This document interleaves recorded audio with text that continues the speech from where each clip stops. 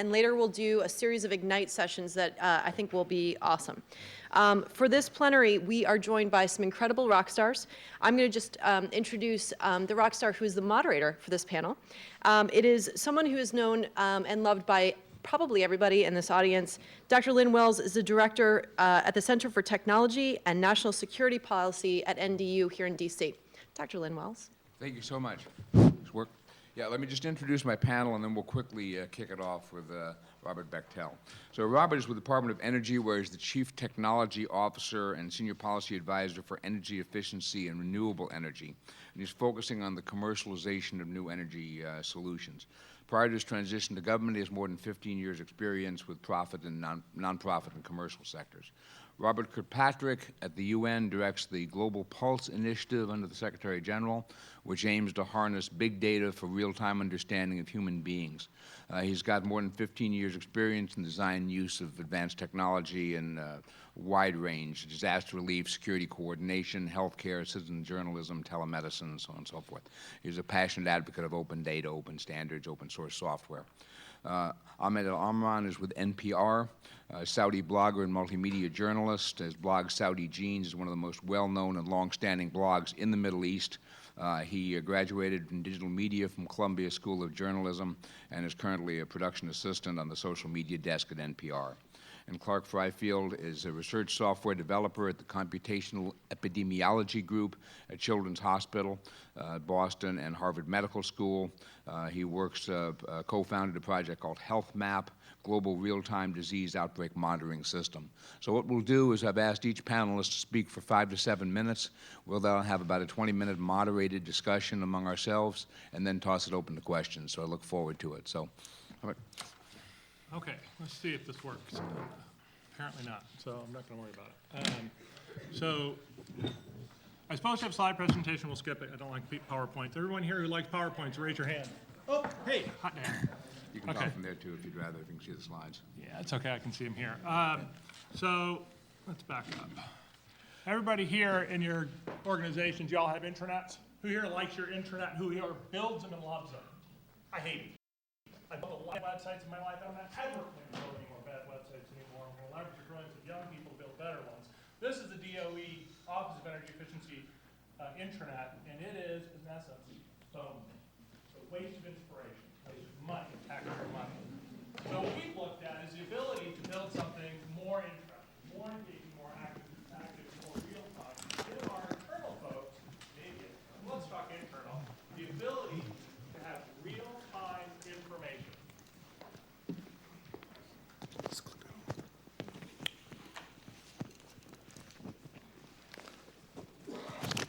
Okay, is that better? Okay, so NetVibes is a solution. Went out and tried to find a solution. The goal here was to bring actionable content to the folks at their desktop where they do their job, because there's one thing I can't change in my role is the rate people get paid. But I can possibly, maybe, make them smarter acting employees to do their job a little bit faster. So we brought in NetVibes. Why? Because I'm able to bring them an active desktop that is secured by role, office, security, responsibility, position, type of employee, what they do. It's highly customizable. And then finally, we can share it across the enterprise within an ERE.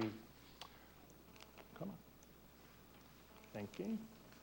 Okay, so what is NetVibe? What we deployed? This is a beta, maybe even alpha. And what we've done is we've built this desktop here that is designed to be sort of the kitchen sink environment. We're throwing everything we can. This is the fire hose of information. There are multiple tabs deployed here that enable you as an employee to have an organizational awareness, to have an event calendar, to be able to get into our document management software, even a SharePoint solution or training. And it's defined by who you are, what you do at your desk, and it runs in a browser. So then this potentially enables us to go from a desktop client box environment to thin or zero client environments. And this will do some fancy stuff. Where we get into real-time awareness and sort of context of this conference is our ability to pull in streaming content from the verse. And we looked at it and said, what do we want to pull in? Well, we want to look at it from the Department of Energy's perspective. So we're pulling in YouTube feed, Twitter feeds, et cetera.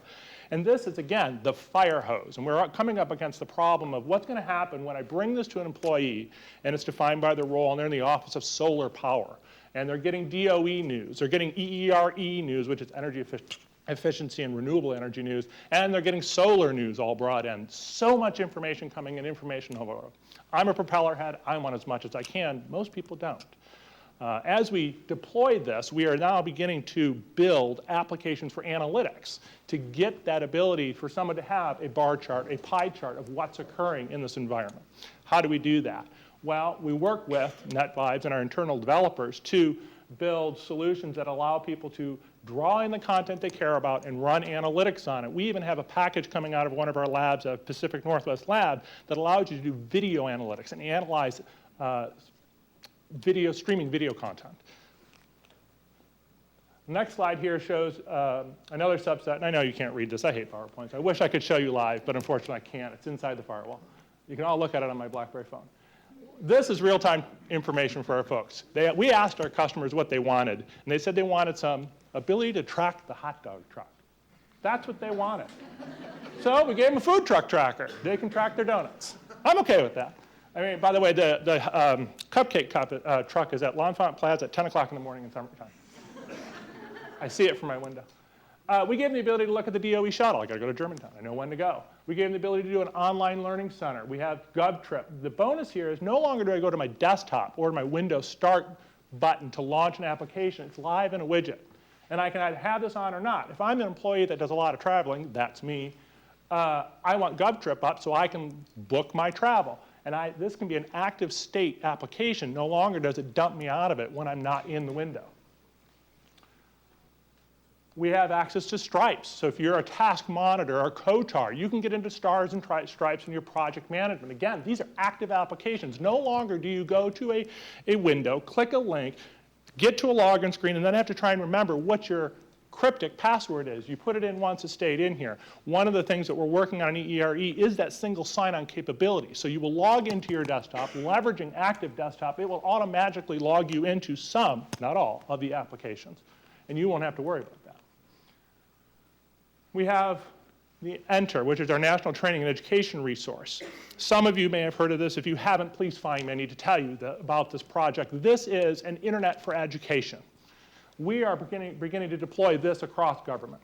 And the purpose of this project is to engage audiences in an educational environment that is no longer the bubble test environment, no longer the PowerPoint or webinar environment. This is experiential learning.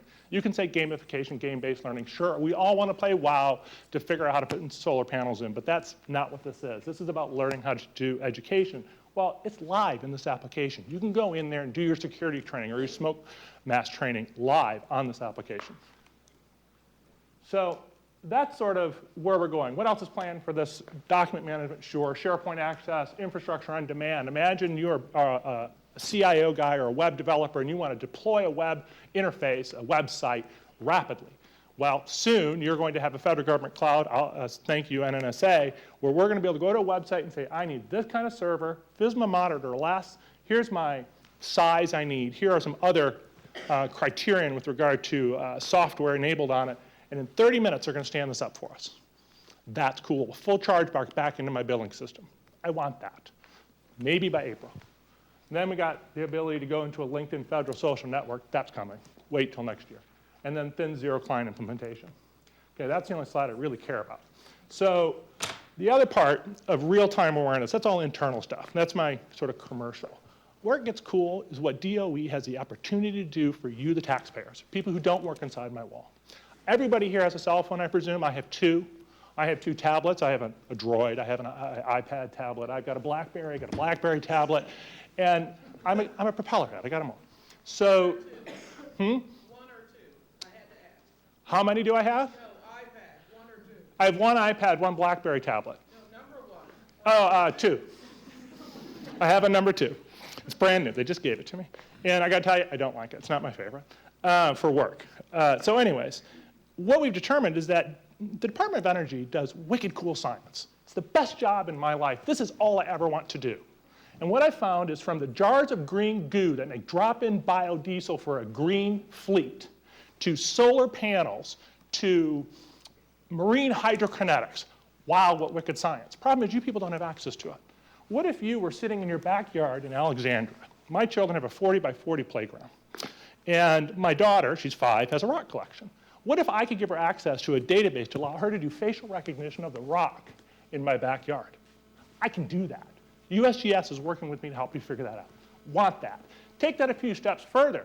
I have a geothermal resource capability. I know where the geothermal resources are. Let's put the rock data with the geothermal resource data.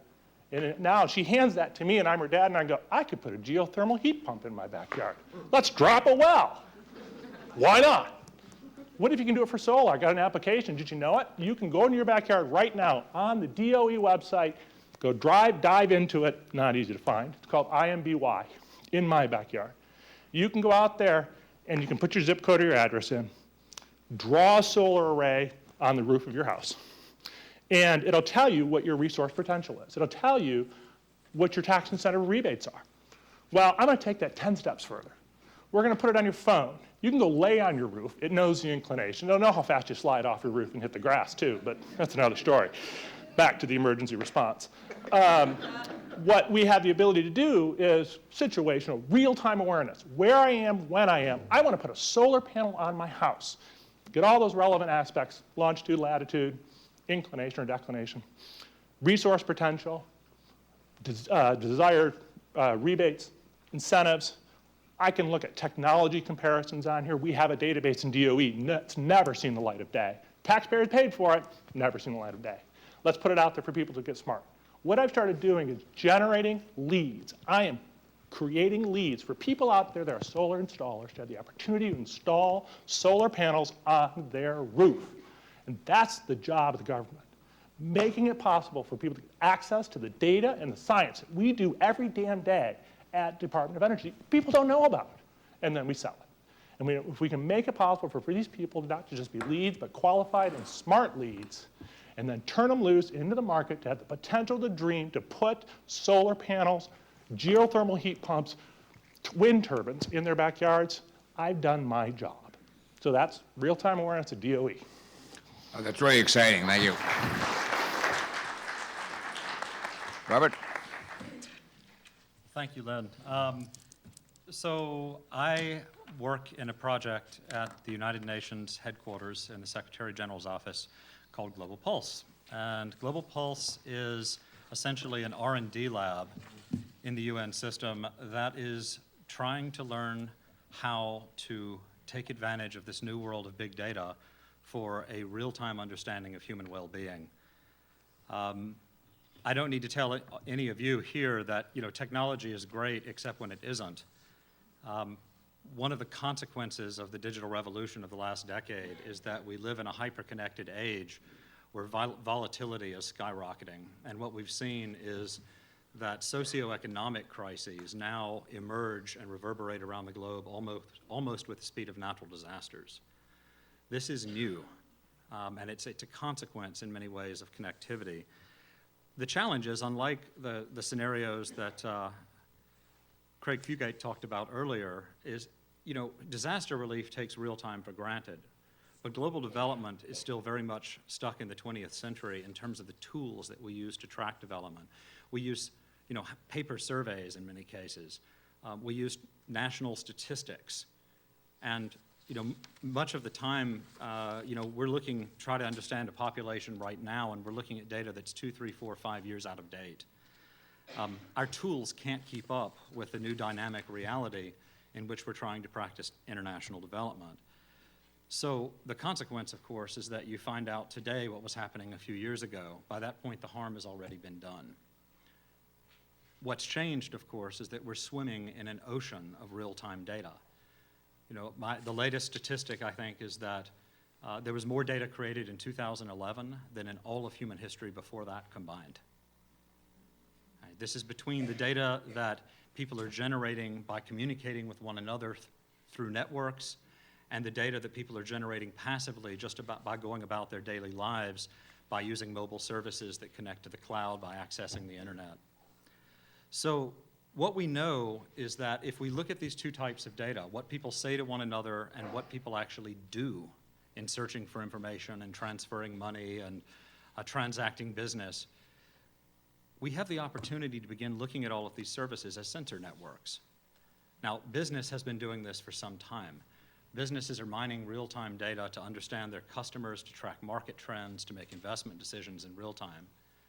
The question is, can we begin to look for the patterns that people leave behind in data when they lose their jobs, when they get sick, when they struggle to afford food or medicine, when they're wondering if they have to pull their children out of school to make ends meet? And what are the patterns that appear in that data when our programs and policies are actually working? What information out there is relevant for development? So Global Pulse is focused on essentially developing an understanding of the data, the analytical methodologies, the tools, and the types of partnerships that we need to begin to have indicators of human well-being that aren't 2 or 3 years old by the time we get access to them. We're implementing this project as a network of labs around the world. We're opening our first 2 Pulse labs in Jakarta and in Uganda, Jakarta, Indonesia, and Kampala, Uganda, in 2012, to work with government and local partners to begin implementing this approach at the country level. We've also begun engaging with the private sector around a concept called data philanthropy. One thing we recognize is that a lot of the most valuable data out there is not open. It's being collected by the private sector, it's accreting behind corporate firewalls, and yet this is the data with potentially the greatest capacity out there to detect these changes in human well-being that could alert us to what's happening at the household level while there's still time to act. It's actually a problem that this is happening. It's a problem for business. It's not just a problem for development. We can't use that data for public policy, which means we cannot protect populations from shocks in ways that could ultimately harm business as well. So we've been in discussions with the private sector about how to use this information and how to access it while protecting individual privacy and also corporate competitiveness. I'll show you a little of the research later today that we've been doing. I've got an Ignite talk later on, but just to get a sense quickly before I wrap up about what this real-time data could potentially do for global development. This is tech at state. How many out there know the difference between agile and waterfall? We have some techies in the room. Okay, this is the right crowd. For those who don't, waterfall was the old way of building software when things moved more slowly. You talk to your users, then you spend a year gathering requirements, a year designing it, a year building it, and then you roll out your software and you find that you haven't talked to your user in 3 years and nobody wants that anymore. Agile, you include your users all along and you do little iterations and you add a feature every couple of weeks, and at the end of the process, you have the right thing. It's faster, it's more efficient, and it works. We do global development waterfall. We look at 3-year-old data to make 5-year plans. We evaluate halfway through and realize we were off target. What if we could get real-time information on whether what we are doing is working by looking at this sea of real-time digital data, real-time awareness of what's happening, and real-time ability to detect the impact or lack of impact of our work? Could we imagine a world without pilots? A world where we simply begin to implement, monitor the impact, and adapt as we go? So I'll stop there. Thank you. Robert, thank you very much. Ahmed?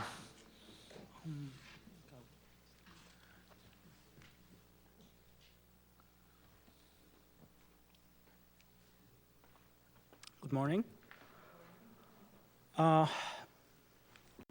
So last year, it's fair to say, was an extraordinary year. For me and a lot of people like me from the Middle East, this was a moment we've been waiting for a very long time. We've been dreaming about for a very long time, and it was finally here.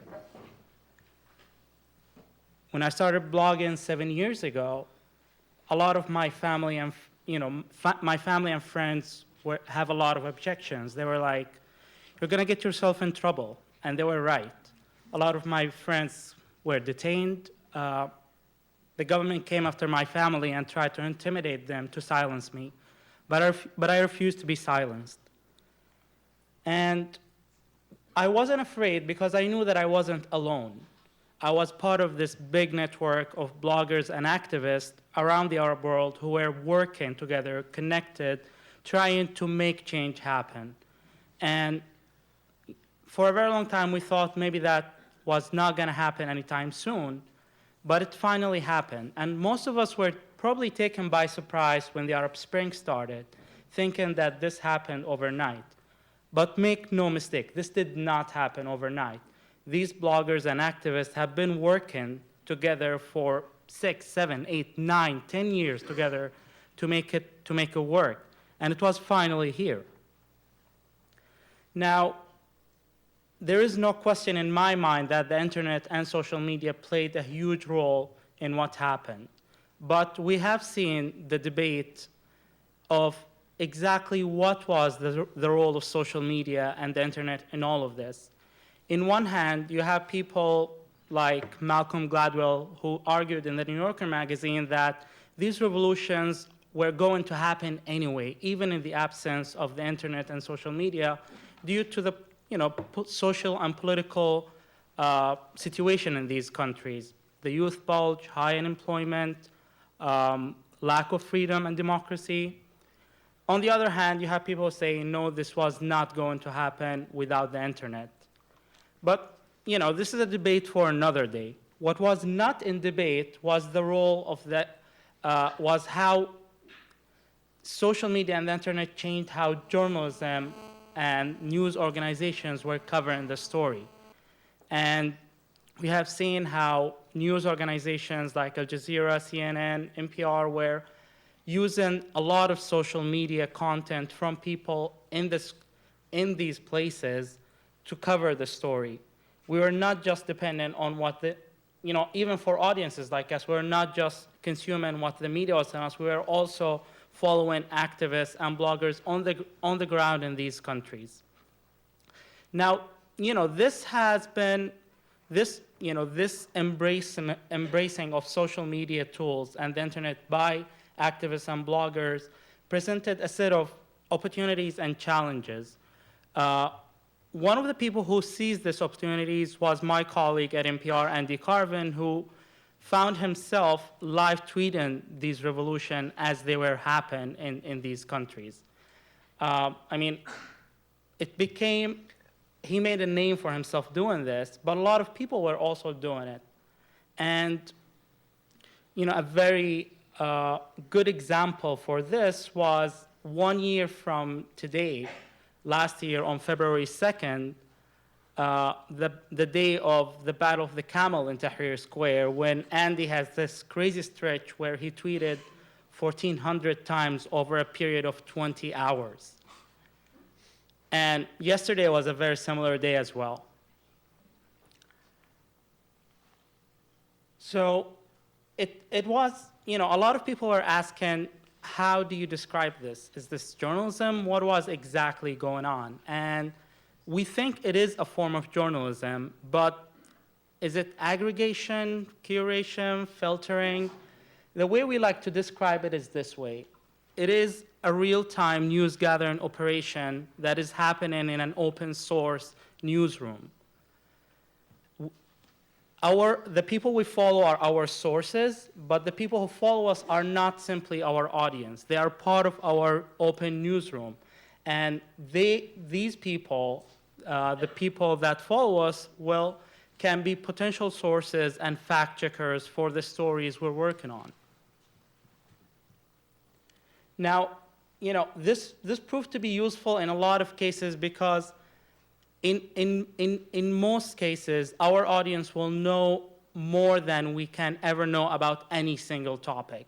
The audience will be always more knowledgeable than us. And one good example was when the media carried a story during the war in Libya that the Libyan government forces were using Israeli weapons. And working on Twitter, we managed to debunk that rumor. It was not true. The story was fake. And it was Andy and his followers who did that in real time.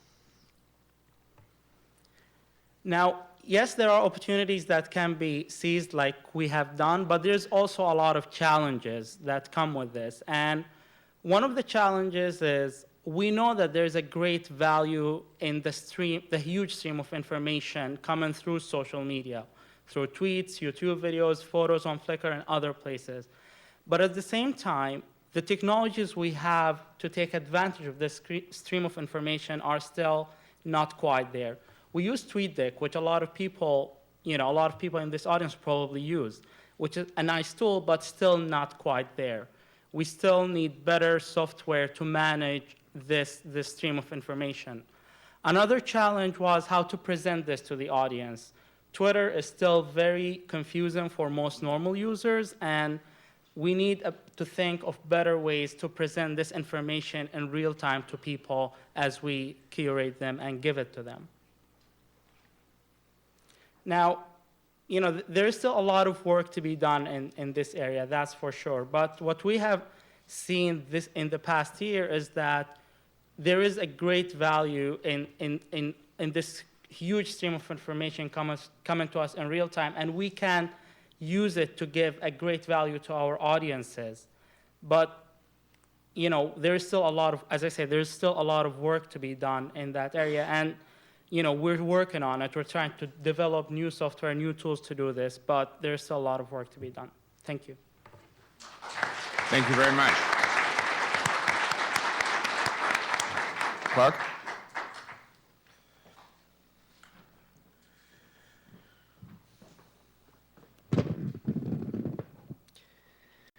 Thanks. My name is Clark Freifeld, and I'm co-founder of HealthMap, and I'm going to just take you quickly through some of the work we've been doing on using the internet for real-time public health monitoring, and specifically around infectious disease outbreak tracking.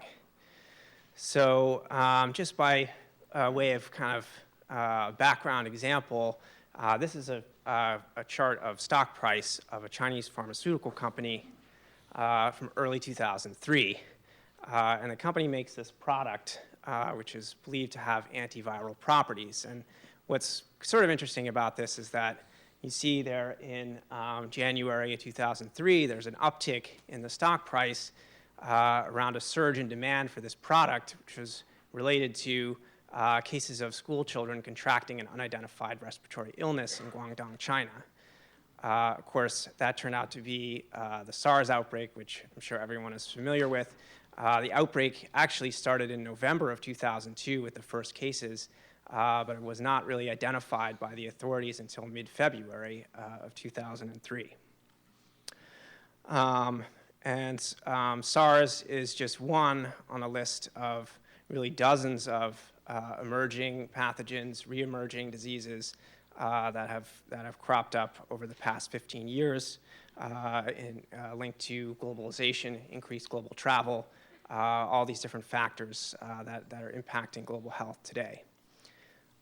So you have, in the traditional model of public health reporting and response, this kind of hierarchical structure where information flows from different practitioners, from general public to local public health officials, to national public health officials, and then to pan-national public health bodies like WHO.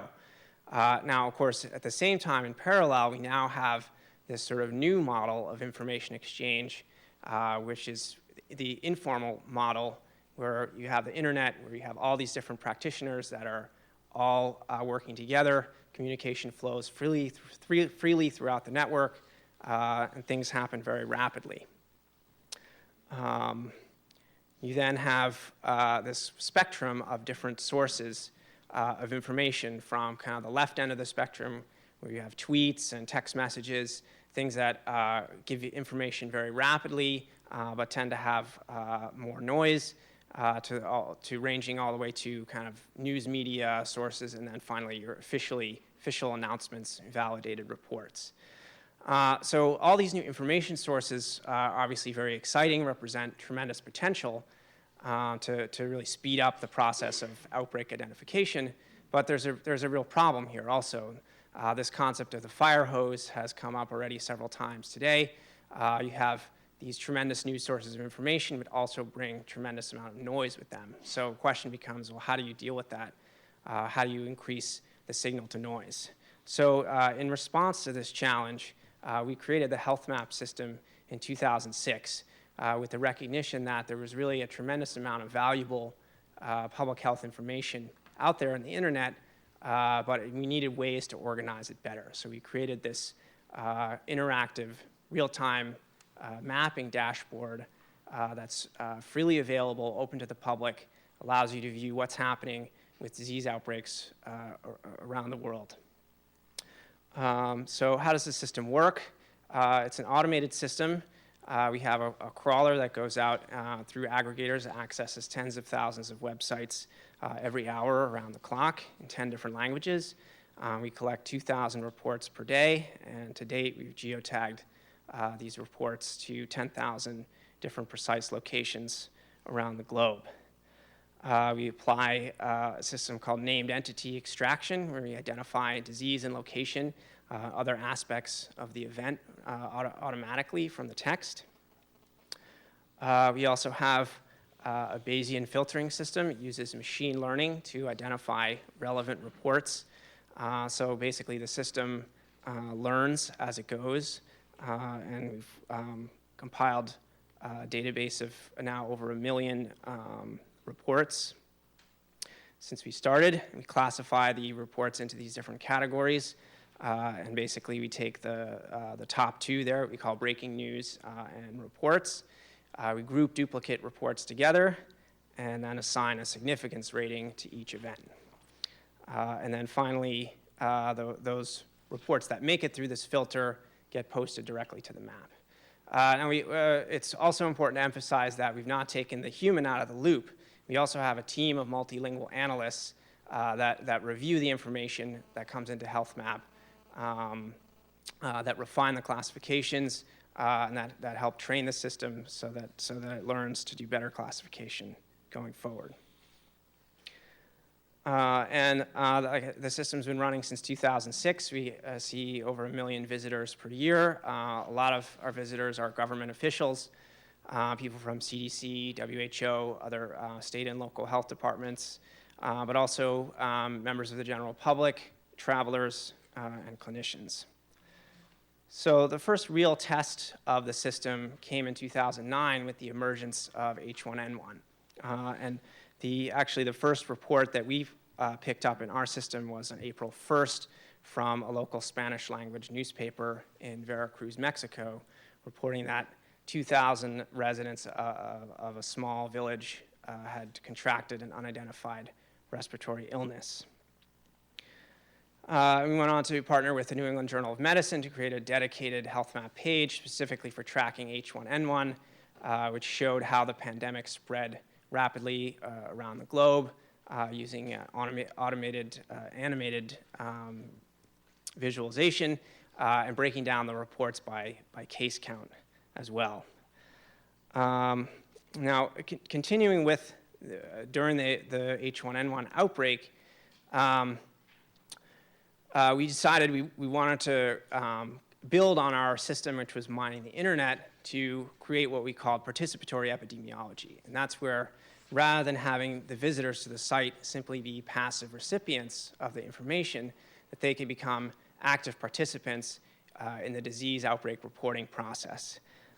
And so in the fall of 2009, we launched our iPhone application called Outbreaks Near Me, which gave people targeted disease outbreak alerts based on the GPS location from your phone, but also allowed anyone to submit a report directly into the system. Riding on the wave of H1N1 excitement at the time, we quickly surpassed 100,000 downloads and became the most popular app in the healthcare section of the iTunes store. So one question you might ask is, well, you get one individual report from someone from the general public.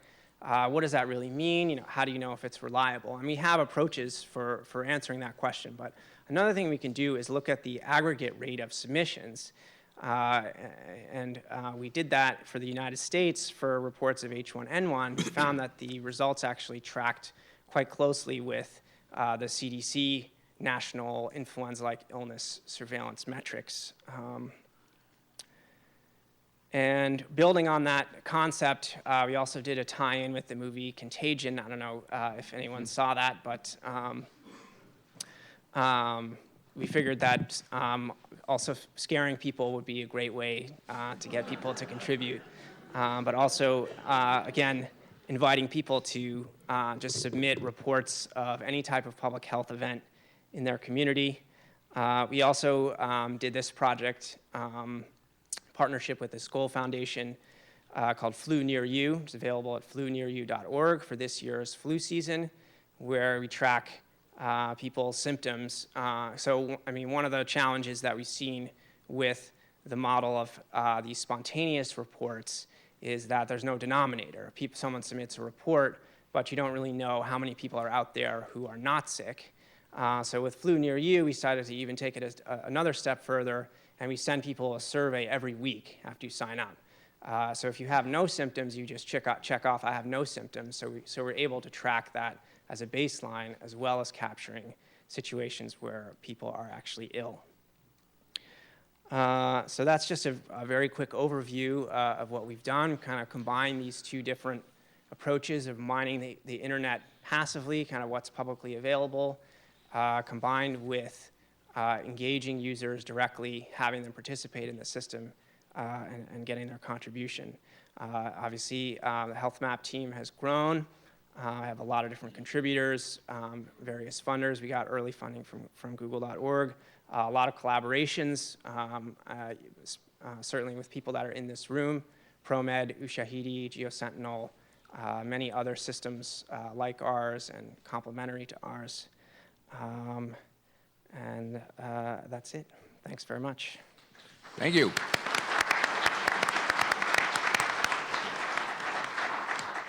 So before we open for general questions, I want to ask the panelists sort of two questions. One has to do with dealing with the increasing volume and velocity of information that's going to be coming through the social media and the 24/7 news cycle. And the solution, recognizing, is going to not be technology, but some mix of people, processes, organizations, and technology. DoD has a number of efforts underway. Later on today, you'll hear from Rand Waltzman, who'll be talking about DARPA's new effort on social media strategic communication. There's a potential new acquisition effort on information volume and velocity. I was down in Singapore in October for a complexity methods workshop. And all of these, we're talking about essentially a new science of social network science that looks at, use of big data with large processing applied to it to get new insights. Now, this may not be the right answer, but I'd be interested in the panel's views about how we're going to deal with this increasing tsunami of information. So, Bob? And certainly within the Department of Energy, within the Energy Efficiency Group, we are trying to tackle the idea of what to do with the incoming data that we're going to get in, not necessarily from the social space. Imagine a smart grid pilot in Chattanooga that has the potential to give me 89 billion points of data from smart grid interval readings on your house, monitoring your energy, the usage inside of your house across smart appliances. And one of the problems that we've got, and we look at, okay, we're going to get this data, what do you do with it? It is serious, big time fire hose. We don't even know where to begin to posit the questions about what to do with that data. We have a lot of PhDs. I mean, imagine you go to Los Alamos, it's like a sci-fi show, it's all PhD folks. So all these wicked smart people look at this and they don't know really where to begin. And some of the ways we're looking at this is saying, again, releasing the data to the larger public and saying, here's 89 billion points of data, what would you do with it? So some of it's about asking the external people, what do you want us to do with it? We're the government. We can spend lots of money and lots of brain power to solve this problem, but we got to start somewhere. And getting the data in, surely the starting point. The next part is for me to get it out. Where it's appropriate and right and doesn't put anybody in a position of jeopardy, I'm going to release the data. I'm going to put it on energy.data.gov. I'm going to put it on openai.org, and we're going to get it out there for people to use in usable formats. So we're going to leverage sort of that crowdsource. Overuse phrase. We're going to leverage crowdsourcing to help us solve that problem, as well as let the super brains and the beaker heads go after it and find the answers. Robert? Yeah, I would agree. And I think you're seeing some kind of evolution of what the future could look like here with the example from HealthMap. I think they're the smartest people I know. One, Ed Jezierski at Instead says it's about the power of algorithms combined with the wisdom of the crowd and the instinct of the expert. And you need all three of these really for sense making with these kinds of volumes of data. Sean Gurley of Quid recently proposed calling this kind of approach bionic software. right, where you have, machine algorithms that observe humans doing filtering and then learn to take those tasks off of the humans increasingly over time. I think that's going to be critical. The other piece, of course, is about using this information and recognizing that this flood of information is not a one-way stream. If you look at social media, they are interactive. We're talking about, in the UN, certainly looking at participatory and interactive governance and all of fascinating questions with what these tools mean. But that means really it's about using the information, and that means empowering the people on the front lines of the organization to be more interacting directly with the populations you're working with that are generating the data.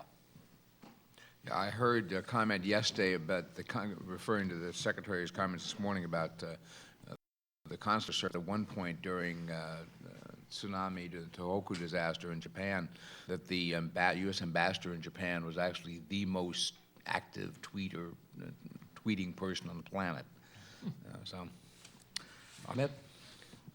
I think it will be a combination of editorial judgment and use of technology. I mean, journalists will always have to depend on their editorial judgment to deal with this huge stream of information coming through the internet and social media. And for example, I, as someone who's from the Middle East, who speaks Arabic, who know the culture, will be more able to detect the signs and read the signals in this huge stream of information to pick up what's really important and what matters and what has value for readers or listeners. The other side of it is technology, of course, and as I said in my presentation, we still need better software to deal with this huge stream of information and handle it. One example is, how about a Twitter client that can actually detect tweets coming from a certain location. Like, I want only to see the tweets coming from that circle in that city because that's where the news are happening, and the tweets coming from that location would have more value to me. At the same time, I also want the software to be smarter to know that these people that I follow have more value because I trust them. They've done this before, and I know that they always have more information for me than the other people on the same spot who might be there, but they're not trusted, or they might not have the experience to convey that important piece of information to me. So it's, as I said, it's going to be a combination of human editorial judgment and use of technology. Clark? Yeah, that's a great question and definitely an ongoing challenge. Yeah,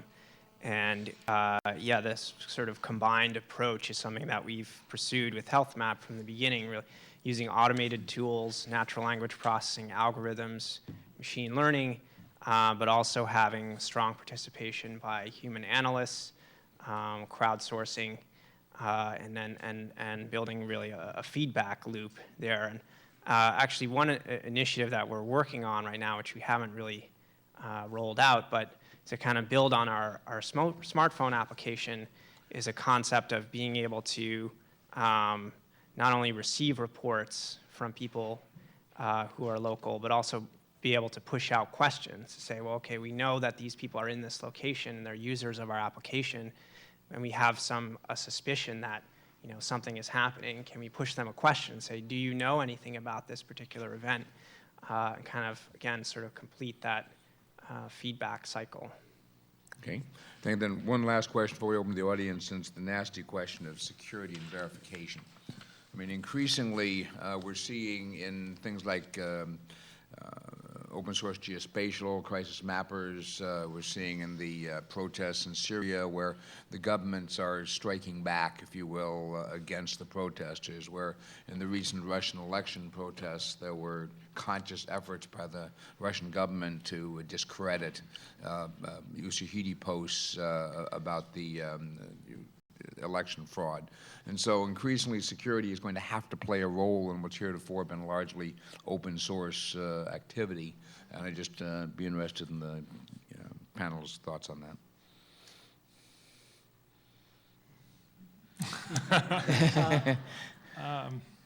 Go ahead. I mean, I think security and verification are both important dimensions to consider. And certainly, you know, in the work that we're doing, we're very cognizant of the fact that while we are looking to discover the patterns that tell you people are in trouble around the world, you know, any information that gives you a deeper insight into the needs and vulnerabilities of a community could potentially be exploited, you know, for discrimination or worse.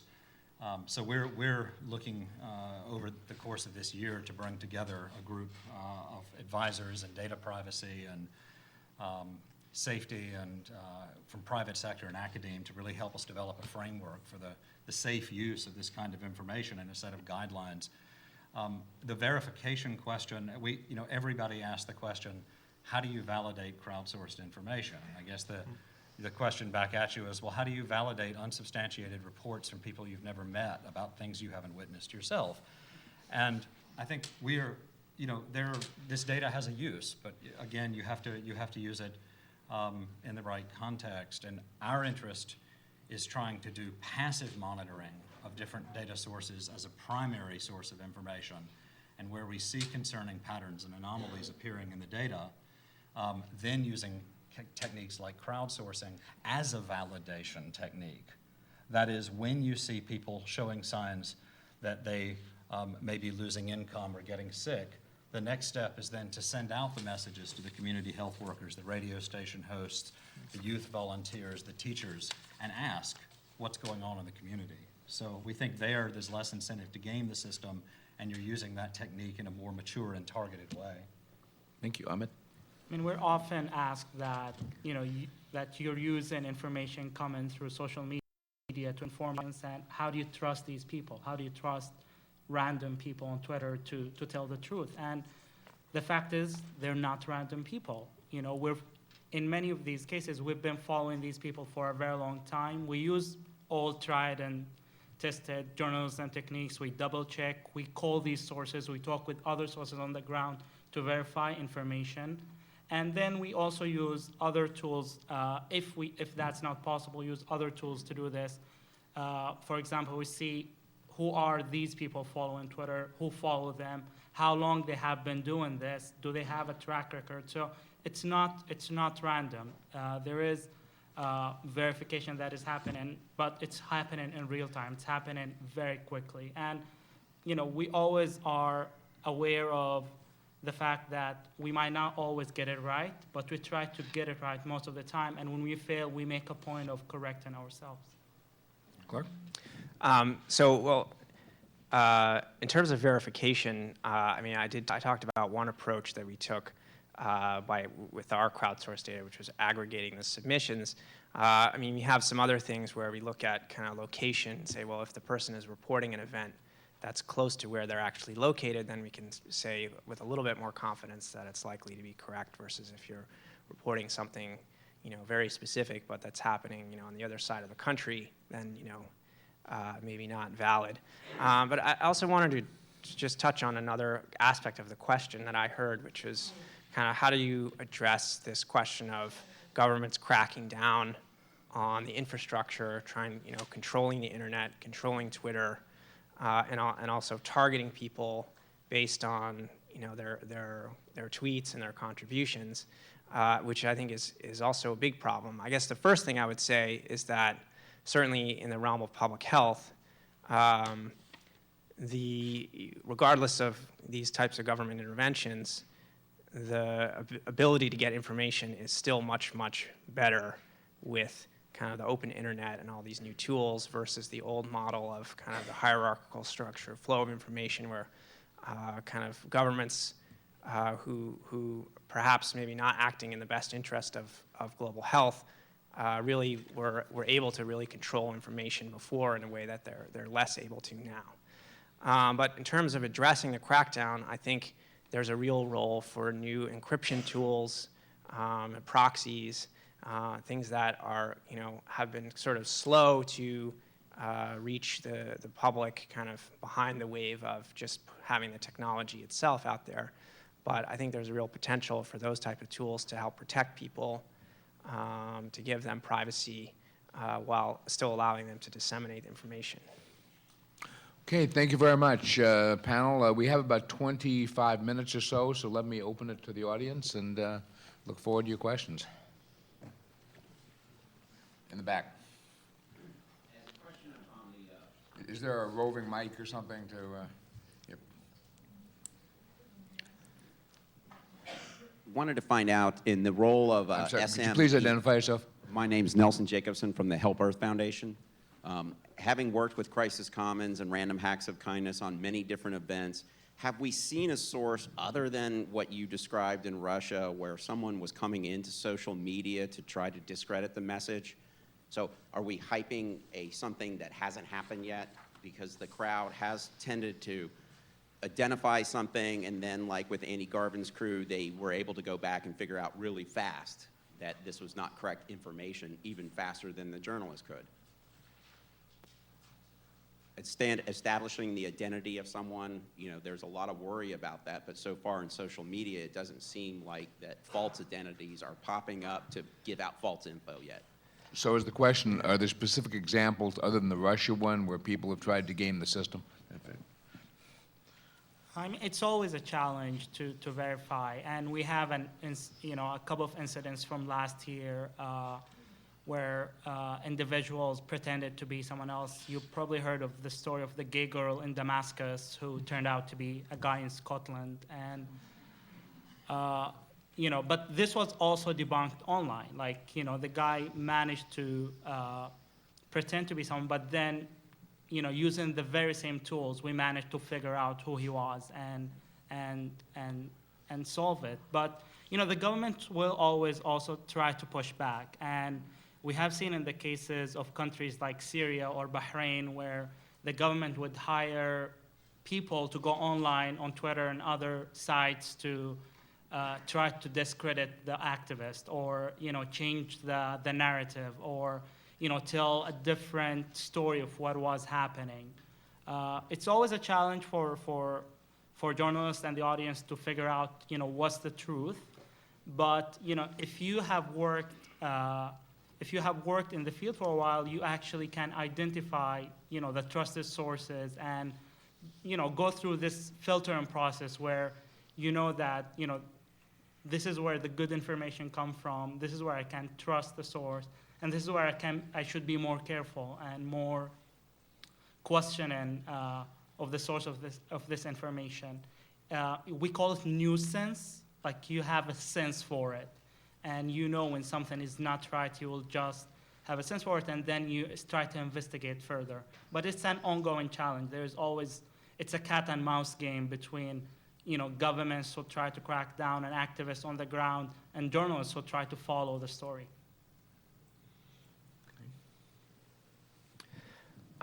Just in terms of public health, we haven't really seen so many cases of people really intentionally trying to plant misinformation, but obviously kind of rumors and things get through. But I think just to echo what Ahmed said, we've seen a very rapid kind of self-correction feedback loop where people see something, they say, wow, that looks unusual, is that really correct? And then everyone starts to ask around, people start to collect more information, and we can fairly quickly discredit things that seems or suspicious or that end up being not legitimate.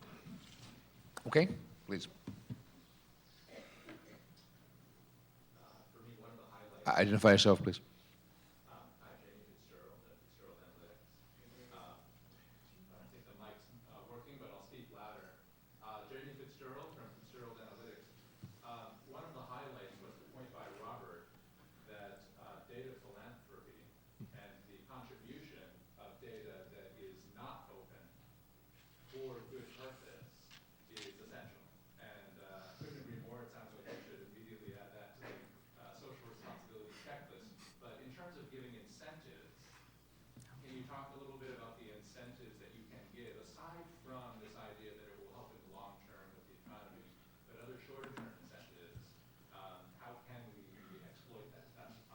So the question is, how do you incentivize data philanthropy to make more information open that's now held in corporate databases?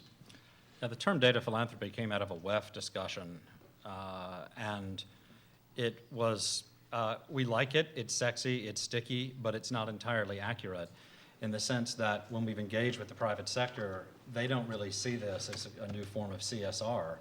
They actually recognize, if you're investing in emerging markets and the population you're counting on to subscribe to your services and buy your products fall back into poverty because no one knew what was happening until it was too late, and there were signals in your data that could have helped adjust social protection fast enough to stop that.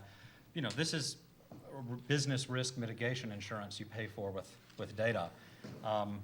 So we think there's some incentives there already in some sense, whether it's sharing anonymized and aggregated data into some kind of commons across an industry, or whether it's mining data behind your firewalls for patterns that we jointly learn together correspond to changes in human well-being.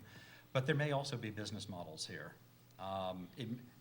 It may be interesting to corporations to know when their subscribers are entering financial hardship because they can offer them proactive discounts to retain them.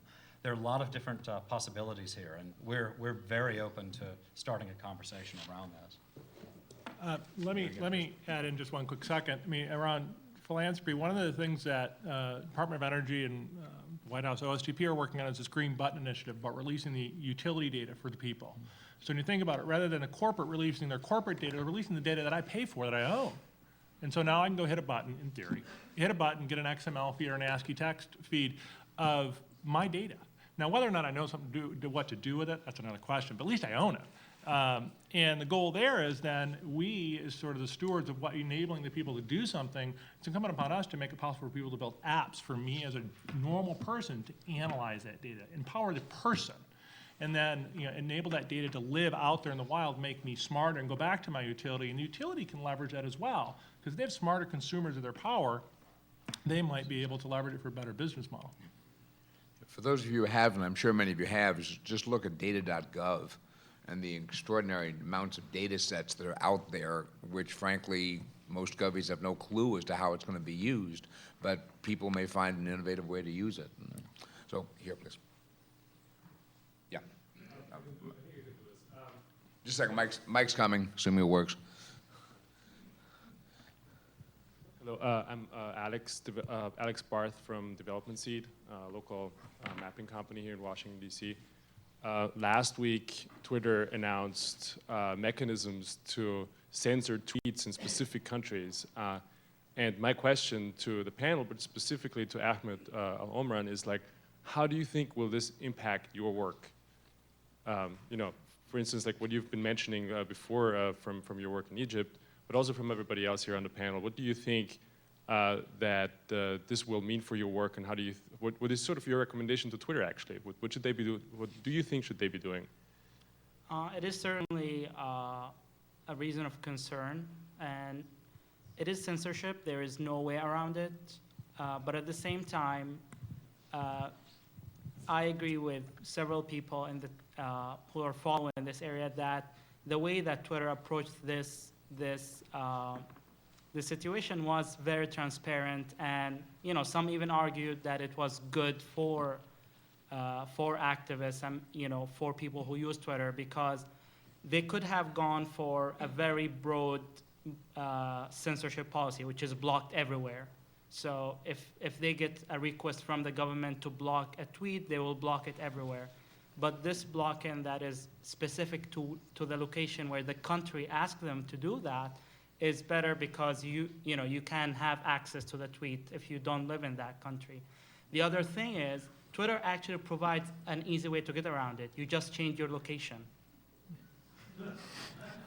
So Twitter actually implicitly say that we're doing this to be within the lines of the law in these countries, because we don't want to be breaking laws in these countries. But at the same time, here's how to get around it. It's very easy to do that. And also the way they are doing it, the request to block must be an official request or like a court decision, which is a long process. They're not gonna proactively do that. The other thing is, whenever that happens, they will post it on the Chill and Effect site where everybody can see and follow and monitor these cases of censorship. So it is censorship, yes, but it is done in a way that is transparent, and some people argue is actually good for for people who use Twitter.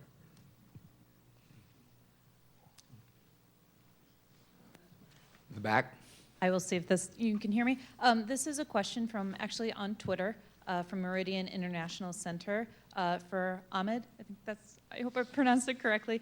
What new tools for journalism can we look forward to as the role of social media continues to grow? I mean, you know, as I said, there is still a lot of work to be done when it comes to, you know, this software and that we use to make, you know, to produce good journalism. And, you know, the huge amount of data and information coming in needs a lot of work to be processed, to be visualized, to be used in different and creative ways, and, you know, to help us tell the stories better. I cannot anticipate what could, you know, appear. There is a lot of startups in that field trying to do interesting work, but, you know, I think the news organizations themselves are finally catching up to do this. So, you know, we at NPR are, you know, we have a news app team now that is mainly focused on doing this, trying to combine different technologies to make better use of the information coming from social media. And, you know, other news organizations are also doing this. But it is really hard to expect what the future will be like.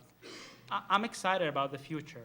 What is gonna, you know, what are we expecting? I don't know what to expect, but I think we'll have better tools and better software, and we will be able to produce better journalism.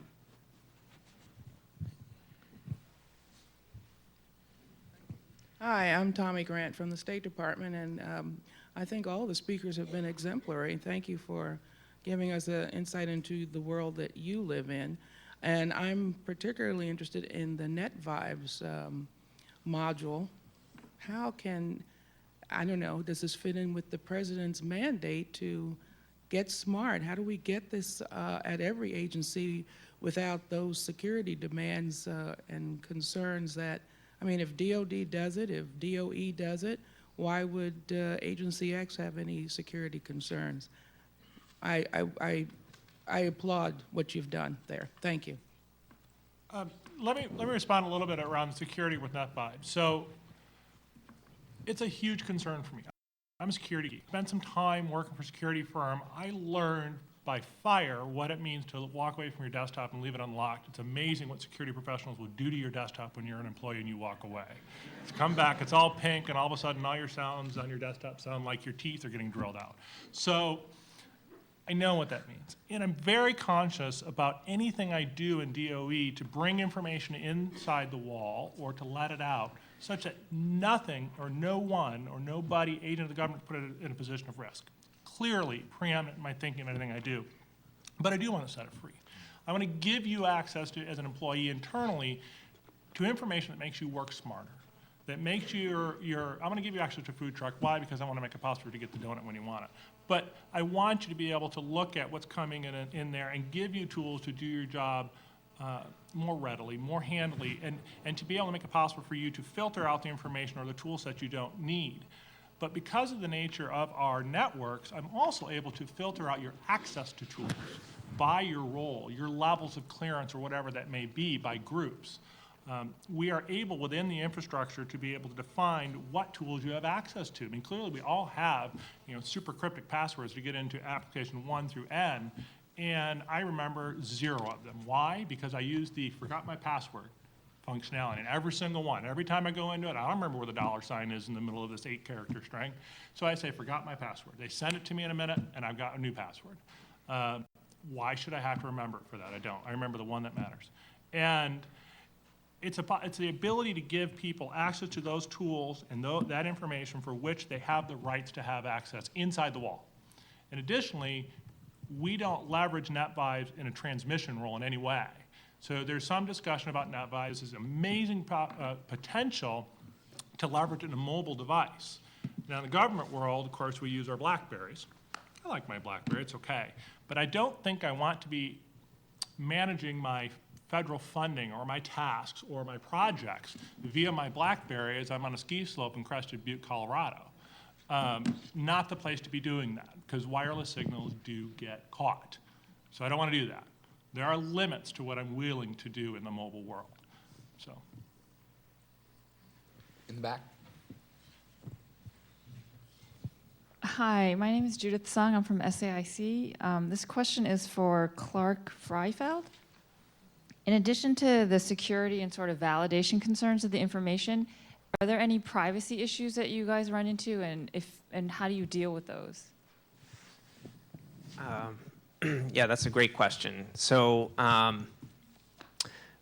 most of our data, certainly kind of around the original HealthMap system, comes from news media and other publicly available online sources. And so we sort of said from the beginning, well, this is information that's already out there, that's already public. We're just collecting it, filtering it, aggregating it, and kind of representing it.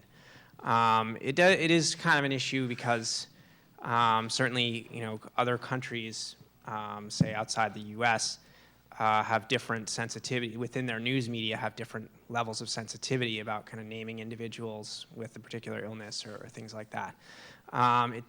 It also becomes an issue when people are reporting in their own symptoms and their own accounts of events. In that case, we do have analysts that review the reports not only for validity, but also to kind of cut out any identifying information. We basically, when we have precise coordinates for the person submitting the report, we generally will kind of move that to like a town level, say, okay, there's, someone report an event that's happening in this location, but we don't disclose people's, exact location, just specifically to protect privacy. Can I just follow up on that very briefly? There's some new challenges that are showing up in this data exactly in these areas where we don't really even have a framework for understanding how to proceed. I experienced a teachable moment at the end of last year in a discussion with a child protection expert from one of our agencies, from UNICEF, and she had just returned from a crisis situation where she saw young kids on the streets of a city tweeting about everything that young kids tweet about, and in this case, they were tweeting about being abused at home. And she asked this question, we're not allowed to even ask that information in household surveys for privacy reasons. But if they tell the entire human race in real time that this is happening, are we allowed to use it to advocate for their rescue? Who can even begin to answer her question? We have a generation gap of people living their lives with the curtain pulled back. And our frameworks and our approaches, our processes, our policies are not yet adapted to this new reality.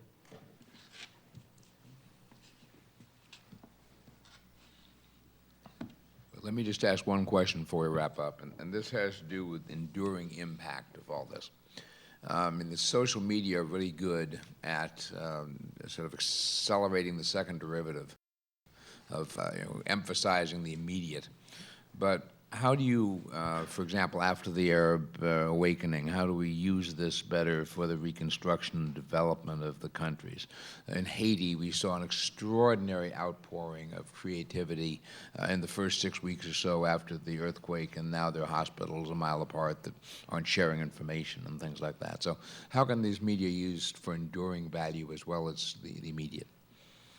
I think the great thing about technology is not technology itself, but how people use them.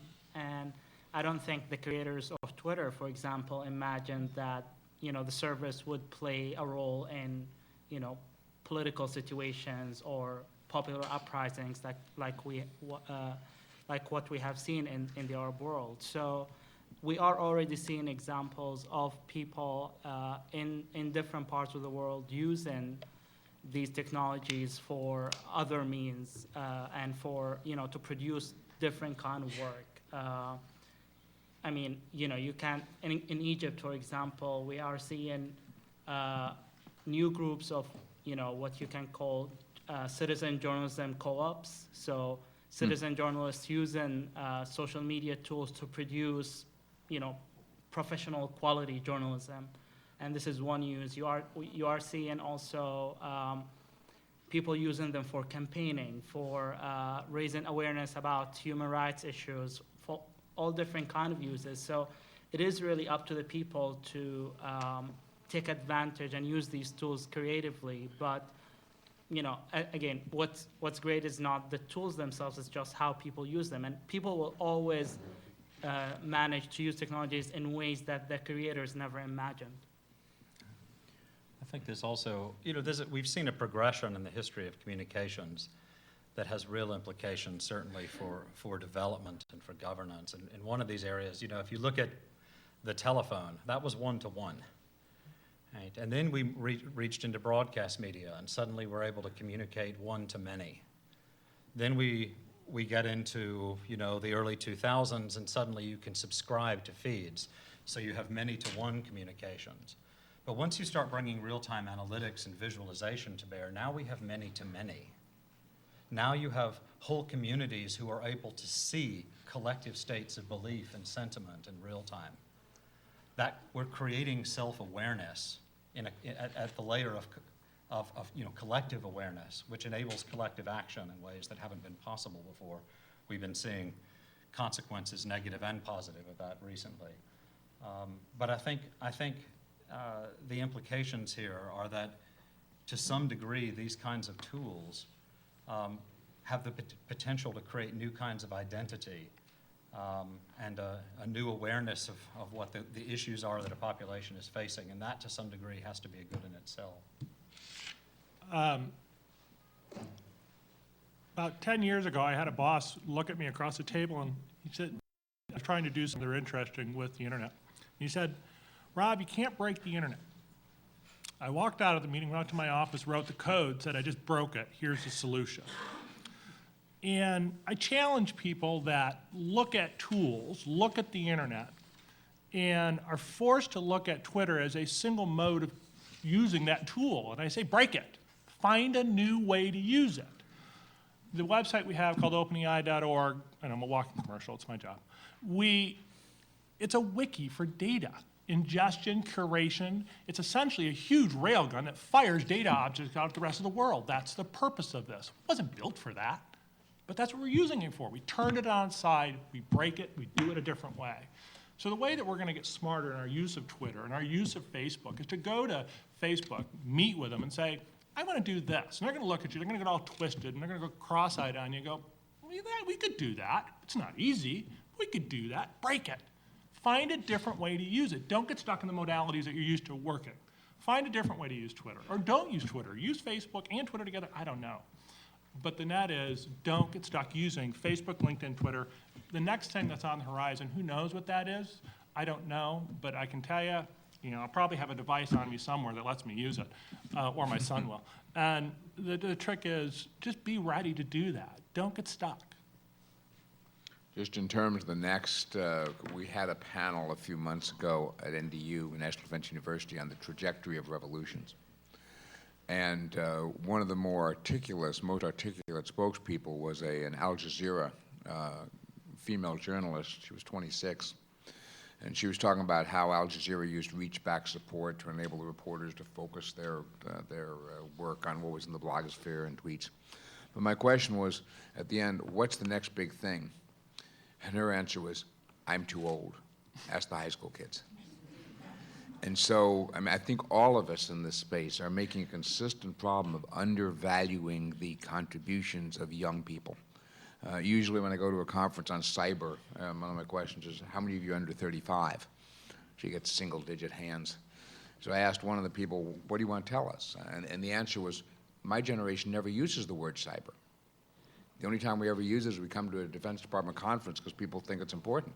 But it's not something we ever use among ourselves. There's a data point there. So anyway, I'd like to thank the panel very much. Rob, Robert, Ahmed, and Greg, and Clark, thank you very much.